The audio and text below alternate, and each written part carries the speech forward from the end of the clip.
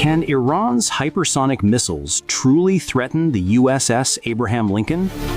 As the U.S. aircraft carrier USS Abraham Lincoln moves closer toward Iran's strategic sphere, a critical question dominates global military circles.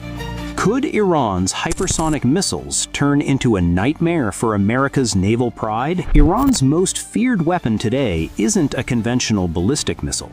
It is their hypersonic glide vehicle, a new class of weapon designed to challenge even the world's most advanced defense systems. Unlike traditional missiles, this weapon separates from its booster after launch and then glides through the upper atmosphere at speeds exceeding Mach 5. What makes it truly dangerous is its ability to change direction and speed mid-flight, something that turns missile defense into a near impossible puzzle. At such extreme velocities, the missile creates an intensely heated plasma cloud around itself. This plasma absorbs radar signals, effectively blinding ship-based radar systems for precious seconds. In modern warfare, those few seconds can be the difference between interception and catastrophe. For the U.S. Navy, the primary shield against such threats is the SM-6 interceptor missile. On paper, it can engage hypersonic targets.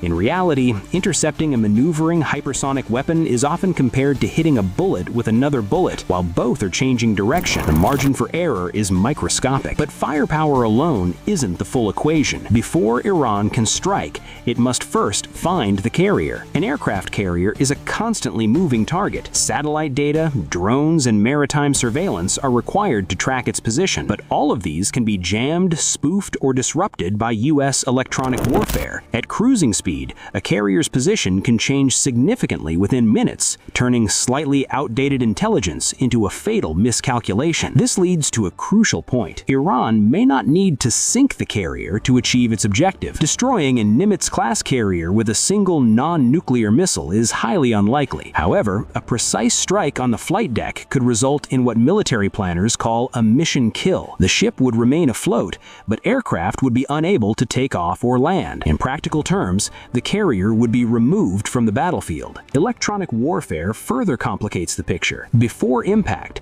the USS Abraham Lincoln can deploy advanced systems such as Block 3 electronic warfare suites, designed to jam missile seekers and corrupt guidance data. In such cases, a hypersonic missile could miss its target entirely and plunge harmlessly into the sea without a single shot being fired. Yet the most dangerous scenario is not a single missile. The real threat lies in saturation attacks. Iran has already demonstrated a layered strike doctrine, launching low-cost drones and conventional missiles first to overwhelm enemy defenses, followed by high-speed ballistic and hypersonic weapons aimed at critical targets. If dozens of missiles are launched simultaneously, even the most advanced defense systems face a brutal reality. Interceptors are finite. Once those defenses are exhausted, the math changes, and quickly. That is where the balance of power could shift. Final reality check. Iran may not be able to sink the USS Abraham Lincoln outright, but the possibility that it could temporarily disable the carrier, removing it from active combat, is more than enough to command serious attention in Washington and beyond. And in modern geopolitics, sometimes the threat alone is a weapon.